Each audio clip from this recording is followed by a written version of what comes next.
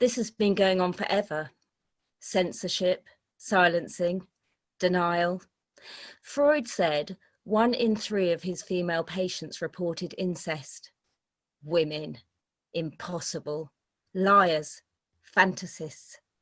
Freud was an incest denier. Back then they called it hysteria.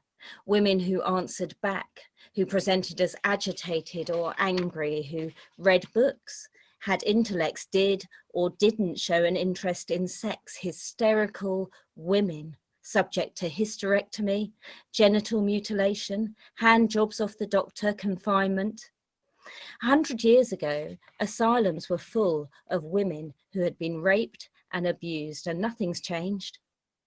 The majority of people with a borderline personality disorder diagnosis are women who have been abused. We live in a country where thousands of people are incarcerated right now because they are having completely normal, textbook, expected responses to trauma.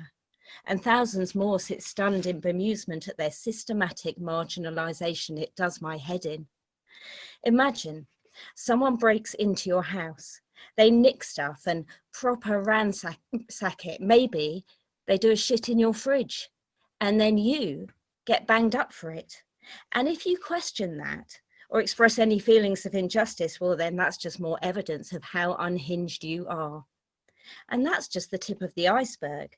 Prisons are full of us, pupil referral units, refuges, rehabs, homeless shelters, morgues. Peel back a layer on all the most marginalised bits of society and you find abuse. You find victims of unspeakable crimes, distressed, abandoned, silenced and blamed. Meanwhile, people watch the news and it's all Jimmy Savile and oh no, Barry Bennell and shit, Rotherham. Terrible, isn't it? And oh no, not Cardinal Dick Splash as well. And sweet Jesus, Jacko. Well, I didn't see that coming. Then we go numb, crack open the Merlot and think about new cushion covers. Well, it's not good enough. There's 11 million adult survivors of childhood sexual abuse in the UK. 11 million. What the actual fuck? Why isn't that headline news every day? Look at junior doctors. I mean, amazing. I love a doctor. I love industrial action, but there's 53,000 of them in the UK. That's 0.5% of 11 million. And look, there's coverage, visibility, policy, rights. I want some of that, please. How do you explain that? Is it privilege? Or is it that no one's ashamed of being a junior doctor? Because if it is, well, I'm telling you, I'm not ashamed. I didn't do anything wrong. Thank you. I've got one more that I'm going to share with you, which is me reflecting on the diagnosis of oppositional defiance disorder. I'm a service dodger myself. I've managed to stay out of that system. Nevertheless, I'm profoundly impacted by that system in my needing to dodge it and in how that has the stigma I've internalized and had to work through and all of that stuff.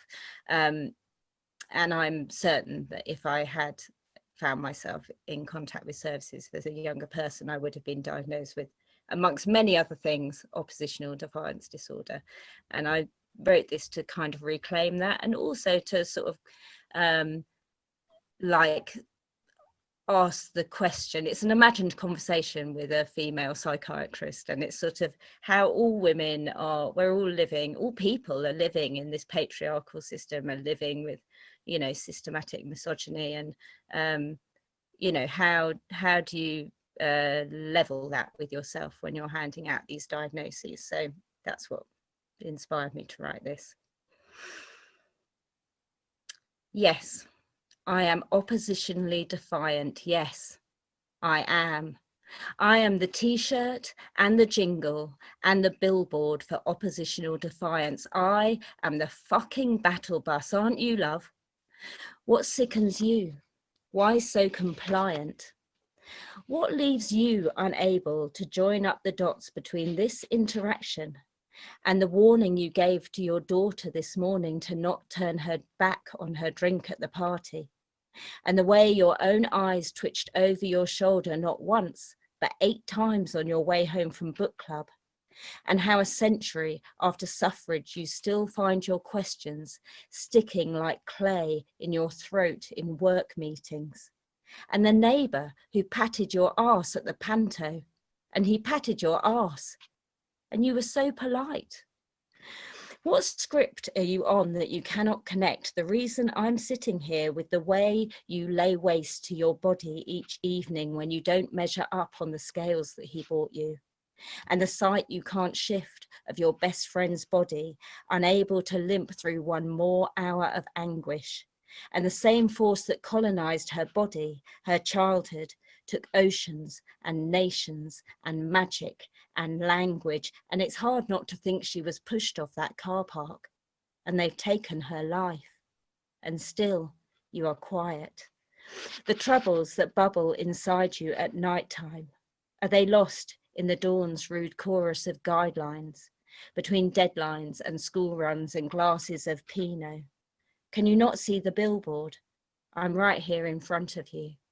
Can you not hear the jingle? I can sing a bit louder. Look, here comes the battle bus. You could reach out your hand.